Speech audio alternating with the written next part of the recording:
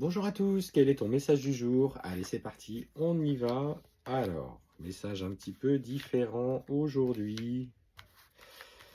Alors, on sent qu'aujourd'hui tu vis une relation d'une réelle intensité. Clairement, on est sur des relations, là pour le coup, plutôt portées sur ce qu'on appelle des parcours sacrés. Alors pourquoi on les appelle les parcours sacrés? Tout simplement, ce sont des relations qui, dans le développement de celles-ci, vont faire émerger des sentiments extrêmement intenses et une profonde connexion euh, dont on n'a jamais vécu ça d'ailleurs auparavant. Et ces relations nous mettent du coup face à nos propres schémas de pensée, face à nos propres blessures, face à nos propres échecs aussi par rapport à la façon dont on gère nos relations, pour justement évoluer, changer. Donc mais d'abord, ce changement, il doit s'opérer en nous avant de chercher quelle que soit la concrétisation en lien avec la relation. C'est je parcours moi ce changement pour aller vers quelque chose, pour être la meilleure, entre guillemets, version de moi-même, enfin, en tout cas, accepter toutes mes parts qui existent en moi, et ensuite, pour envisager effectivement le retour de l'autre personne, sachant que vous devez travailler euh, le lien en ayant confiance et surtout en la distance. Et ce qu'on te dit, c'est que plus que jamais, aujourd'hui, tu as ressenti une profonde reconnexion avec cette personne, une profonde fusion. Il vient perturber tes pensées constamment. Alors parfois il ne s'est rien passé, juste de la communication, mais dans les énergies, tu le sens tellement présent dans chaque cellule de ta peau que c'est difficile à rejeter. Et tu ne parviens pas à le faire s'éloigner parce qu'il fait partie, entre guillemets, intégrante de toi.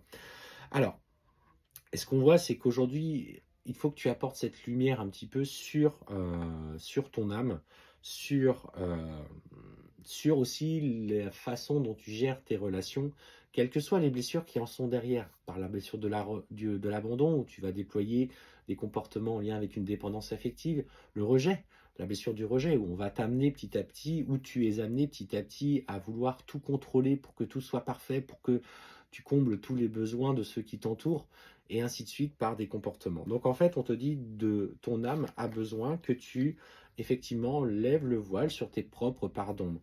Accepter déjà ces parts d'ombre, ces défauts, comme on pourrait les appeler, ces pensées parfois difficiles que nous avons, est le premier gage de ce travail, c'est-à-dire c'est nous aimer tels que nous sommes avec toutes ces parts difficiles et d'apprécier nos pardons comme nos parts de lumière. Alors forcément, les pardons, c'est plus difficile pour le coup parce que c'est le mauvais côté, mais ces mauvais côtés, ils ont le mérite d'exister pour telle ou telle ou telle raison. Et c'est telle raison qu'il faut aller chercher à comprendre pourquoi elles sont là, pourquoi j'ai agi comme ça, qu'est-ce qui découle en moi.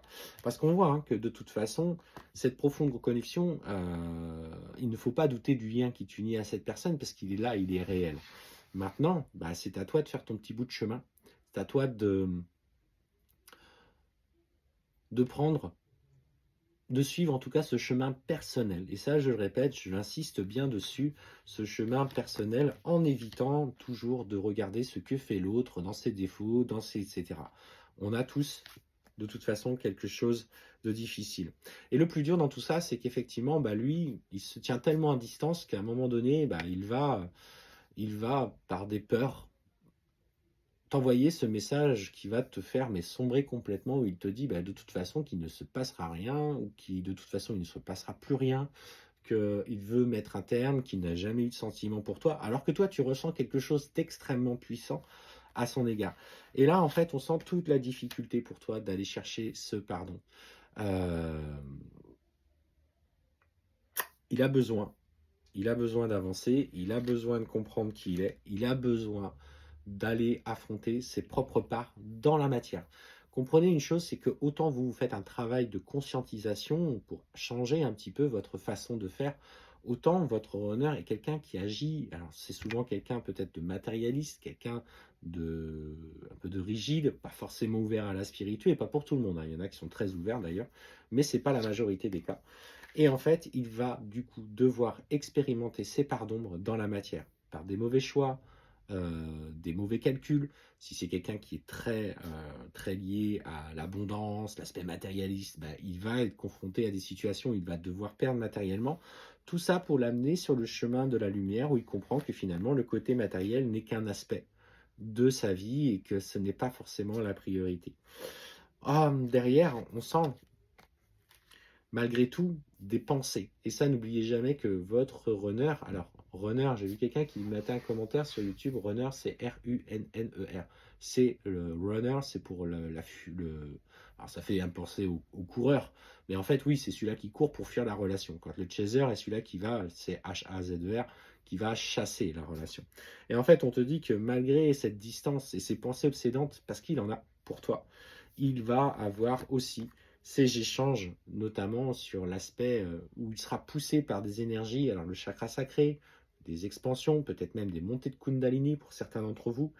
Et en fait, on voit que les schémas de tentation pour lesquels il pourrait revenir et être tenté de venir vers toi pour aller sur quelque chose de purement physique, euh, en fait, il mettra un stop parce qu'en fait, tu sens que ça ne vivra pas complètement avec toi. Tout le monde ne le fait pas, mais on sent pour le coup que voilà, tu as besoin, toi, aujourd'hui, d'être très clair avec toi-même, avec des sentiments d'une nature. euh, alors, comment je dirais cette nature? D'une nature extrêmement. En fait, ce que je vois, c'est des sentiments d'une extrême pureté. Voilà, je cherchais le mot. D'une extrême pureté et qui, du coup, te font te transcender pour travailler sur toi. Alors, bien sûr, en fait, dans ce travail, tu vas être confronté en ce que tu ressens dans ton cœur et cette confrontation qu'il va y avoir avec ton mental, avec cette construction, avec ton éducation, avec les limites peut-être qu'on t'a imposées dans la société. Et il va falloir que tu ailles chercher au plus profond de ton cœur et que tu accueilles ton ego comme ce soutien, euh, ce soutien dans ta vie. L'ego, c'est comme une grosse couverture, mais en fait, plus on est touché, plus elle se densifie et plus elle est épaisse pour pas qu'on soit touché. Et en fait, on agit petit à petit par des comportements d'autoprotection de plus en plus présents.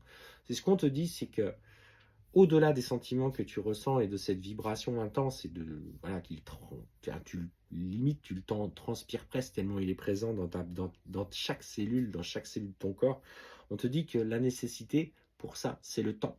C'est le temps et le temps n'a pas d'emprise sur ce type de relation. Et on te parle clairement de retour, en tout cas de cette personne, une fois que vous aurez chacun exploré de votre côté euh, ce parcours qui est nécessaire et qui a besoin de temps, je le rappelle.